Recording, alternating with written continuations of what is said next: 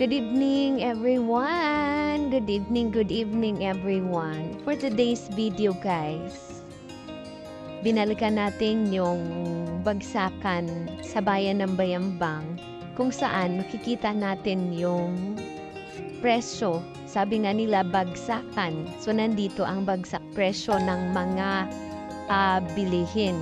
So, i-compare natin kung talagang tingnan natin kung talagang may difference ba sa price nila sa bagsakan compare sa kasi talagang napakamahal talaga ng bilihin ngayon, guys. So let us check kung sa bagsakan mababa ba talaga yung presyo niya sa bagsakan. Kasi talagang sa Maynila, guys, grabe talaga kamahal ng mga bilihin, guys.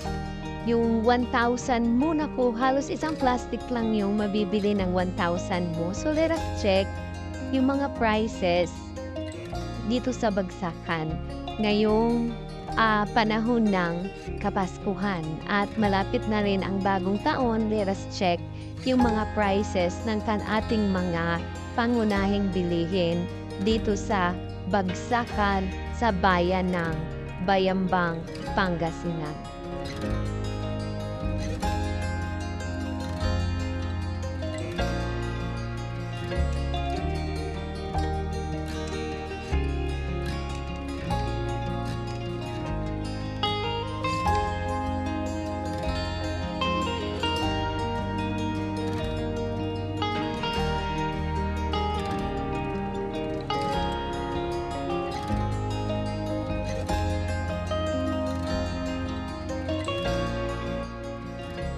Yan, guys, ito ang una talaga namin tinitignan kung pupunta kami sa bagsakan, ang ating sibuyas.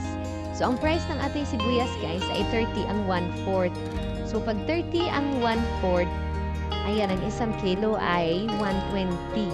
So 120 sa bagsakan pag nasa labas ka, guys, or nasa palengke ka na nila, ang isang kilo niyan ay 150 na. Kaya talagang makikita mo talaga yung pagkakaiba ng presyo nila pag nasa bagsakan ka. Sa Maynila naman, ang isang kilo ng sibuyas ay 150. So, may difference din talaga siya. Siyempre, bilang isang mamimili, maghanap ka kung saan ka nakakamura. So, yung 120 na yan, guys, na price ng isang sibuyas, depende na yan sa klase ng sibuyas na kukunin mo.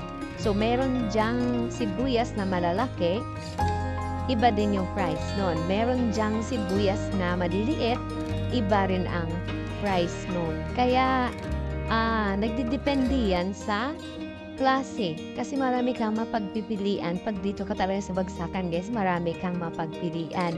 So, ayan, yung ating kamote. Meron din tayong okra. Yung okra natin, guys, ay 90 ang isang kilo. So, siyempre, medyo maliliit yung okra na yan. Pag bumili ka ng isang kilo, marami na yung isang kilo mo. Again, ang ating okra ay 90 ang isang kilo. So, tingnan natin yung price ng iba pang mga pangunahing pang-ulam natin dito, guys. Ayan yung kamatis nila, guys. Grabe talaga yung kamatis nila dito, guys. Ang kamatis ay 180. Yan, guys. 180 ang isang kilo. So, hindi pa siya ganun ka-quality. Pagdating sa yung 180 na yan, guys, hindi pa siya ganun ka-quality na, hindi siya ganun kahinog, kumbaga. So, yan ang ating kamatis. Ang kamatis, guys, ay 180. Yan. Bumili lang kami ng kalahating kilo lang yata yung binili namin dyan kasi talagang dahalar ang kamatis, guys. So, di naman po pwede sa isang sabaw kung walang sibuyas. Walang kamatis. Ayan, yan ang 180 per kilo. Kaya pag magkamatis kayo, ubusin nyo lahat ng kamatis. Huwag kayo magsayang ng kamatis kasi dollar ang kamatis ngayon, guys. Kahit dito sa bagsakan, talagang mahal ang kamatis dito sa bagsakan. So, ayan, guys, ikutin natin. At ayan ang hinahanap ko, ang kamote. Yan ang sinunod namin, ang kamote. Ang kamote dito, guys, ay medyo mas mura siya.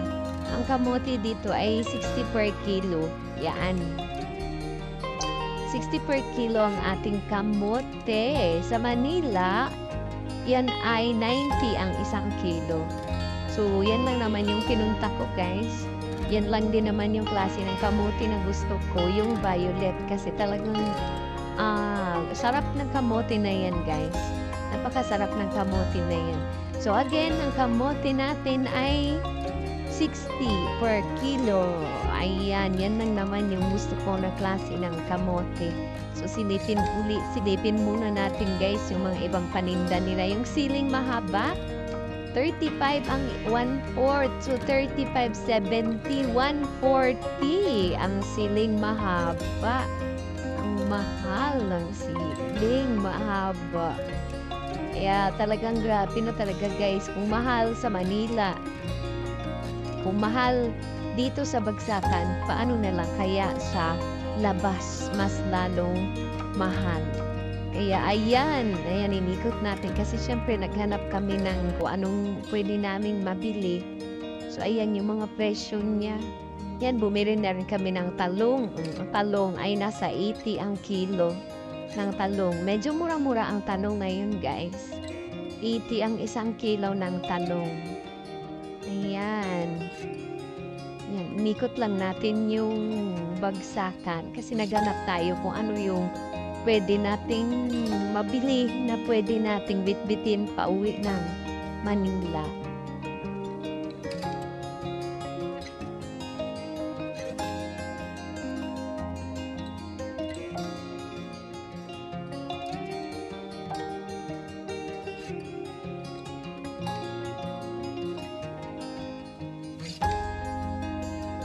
Ayan, guys, meron din tayong sibuyas, 25, dalawang tali. Yan yung sibuyas na mas bata, guys, na tinatali na nila. So, dalawang tali, 25 pesos.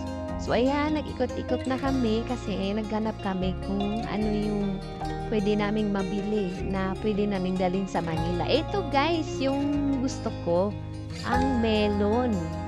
So, yung melon na nila yan, guys, per kilo niyan ay 65, yung kulay yellow. So, pag nasa Manila ka, ang isang kilo niyan ay 100, ang isang kilo. Sa Bagsakan, 65. So, may melon din na isa, yung kulay dilaw, yan yung 100 sa Manila.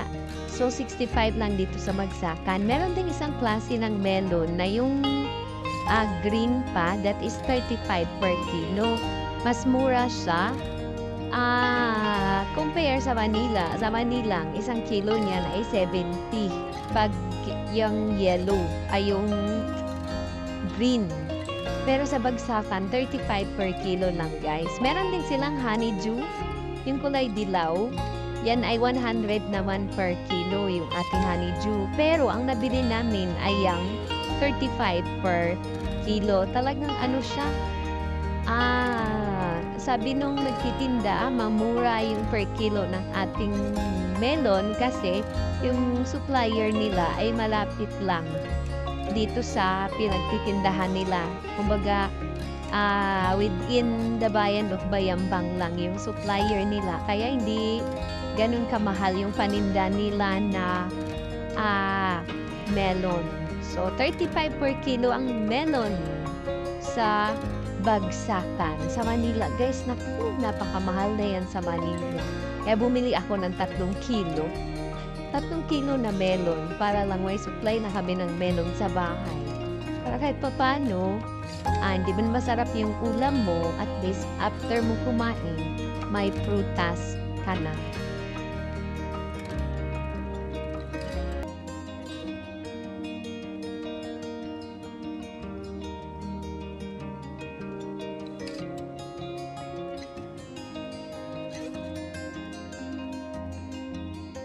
Guys, dito na kami sa mga gulayan. So, yung pechay nila, guys, ay 15 ang 1/4, 60 ang isang kilo.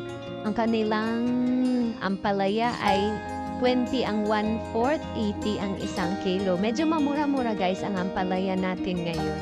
Ang kanilang ang ampalaya nila, 20 ang 1/4. Ang kanyang sayote, guys, mas mura din ang kanilang sayote. 10 pesos ang 1/4. So, 40 pesos lang ang isang kilo ng ating sayote.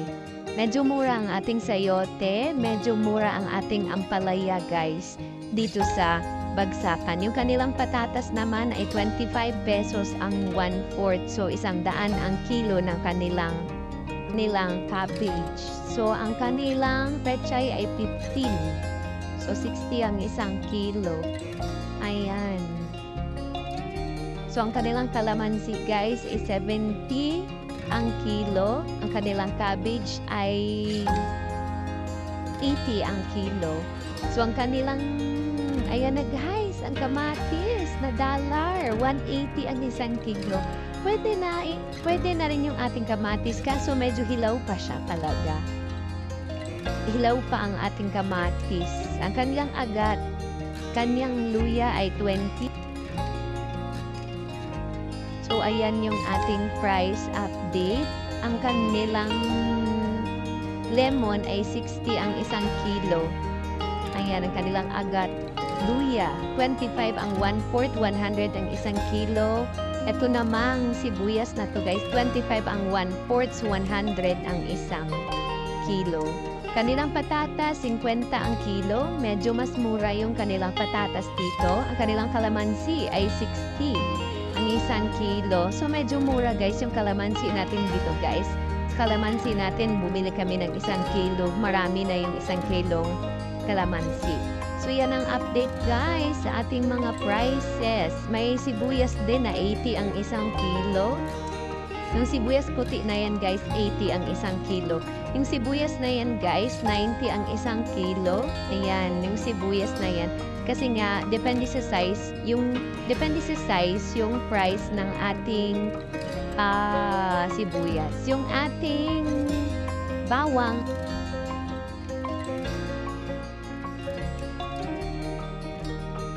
so 1 kilo naman may sibuyas din na 50 ang 1 kilo. Yung kanilang agat, kanilang luya ay 25, 100 1 kilo. Ito naman yung sibuyas na to 15 ang 1/4, 15, 60 ang 1 kilo. So, depende lang yan sa iyo guys kung anong bet mo. Meron ding 40 ang kilo na sibuyas pero maliliit niyan siya. So, depende lang yan sa iyo kung anong bet mo. Depende lang yan sa iyo kung ano yung bibilhin mo. Yung kanilang luya ay meron dun sa kanilang luya guys na 25 ang 100 ang 1 kilo.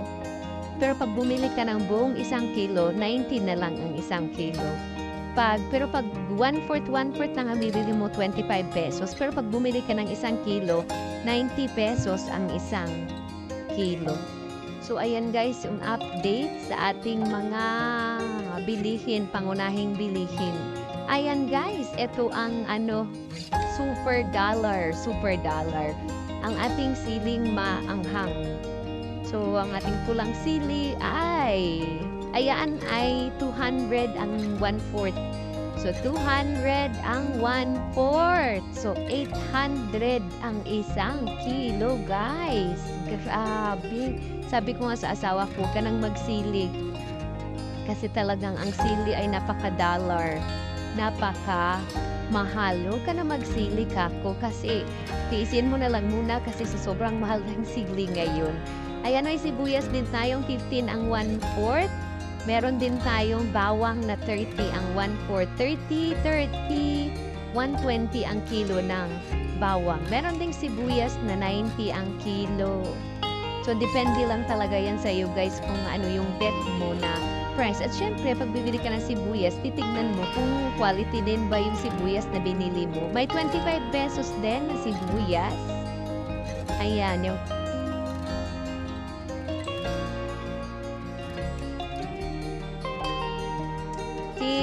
sayote and ampalaya ang medyo mamura dito sa palengke ngayon. So, ito pa yung pinaka-dollar, guys. Ayan. Ang 1 kilo dyan, guys, ay 750. Kung yung una, 800, 200 ang 1/4, 800 ang 1 kilo. Ngayon, yan ay 750 ang kilo. Grabe ka mahal. Meron pa tayo, guys, 30 ang 1/4 na sibuyas. And depende lang talaga yan sa iyo, guys, kung anong bet mo. Kasi, pag namili ka talaga dito sa bagsakan, grabe, ayan, ang dami-dami nilang display. Depende lang yan sa iyo kung anong bet mo. So, ayan yung ating update. Ang kalamansi nila guys ay 70 ang per kilo. Bawang 35, 140, 100 ang luya. May sibuyas din silang tig 120 ang kilo. Yung puti na bawang ay sibuyas guys ay 100 ang kilo. So ayan guys yung ating update. Meron din silang 30 ang 1/4 dyan na sibuyas. So yan guys ang ating update sa ating presyo ng mga pangunahing pangulam, pangunahing bilihin sa bagsakan sa bayan ng Bayambang. Ating patatas, 35 ang 1/4, 140 ang 1 kilo. Ay, ang mais na yan, ayan. Gusto ko sana yan kasi mas gusto ko yung yung malagkit na ang 1 kilo niyan ay 80. 80 ang 1 kilo ng yellow corn. So, meron din tayong 75 ang 1 kilo ng cabbage. So, depende lang talaga yan sa iyo. Depende sa size, depende sa klase ng At syempre, hindi mawawala yung ating mais. So, ito yung mais na talagang tuwing pumupunta akong bayan, hindi ako makabili nito. Kasi ito yung favorite ko dito sa bayan nila, ang ating mais. So, yummy yung mais na yan, guys. So, init, bagong luto pa, bagong haon yung kanilang mais. Kain tayong mais, guys! Thank you so much for watching. Maraming salamat sa inyong lahat na nandito sa ating premiere. Ingat-ingat, keep safe ang lahat. Kain tayo ng mais, mga kapatid. Salamat sa inyong walang sawang support. Ingat! God bless!